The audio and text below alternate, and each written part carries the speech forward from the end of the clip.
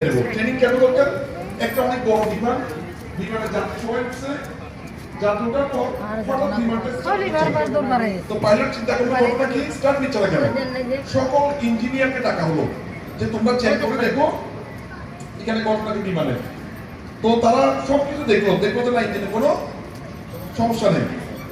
এই নিউজটা যখন অনলাইনে ছড়াই দিচ্ছে এক ব্যক্তি, সে নিজে থেকে বলছে যে আমি ঠিক করতে পারবো।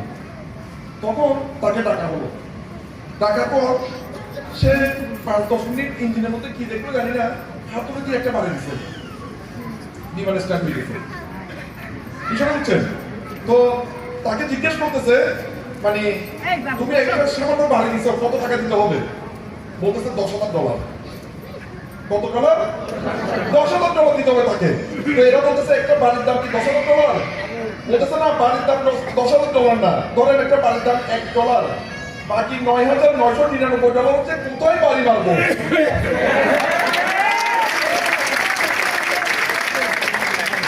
আমরা দেখেন প্রত্যেকে কথা বলতে পারেন, আপনাদের টিকিট ডাকলে সবাই কথা বলতে পারবেন, সবাই নাচতে পারবেন, সবাই গাইতে পারবেন, কাউসারের মতো এরকম সবাই ঘুরতে পারবেন, কিন্তু বাড়িতে কোথায় দিতে হবে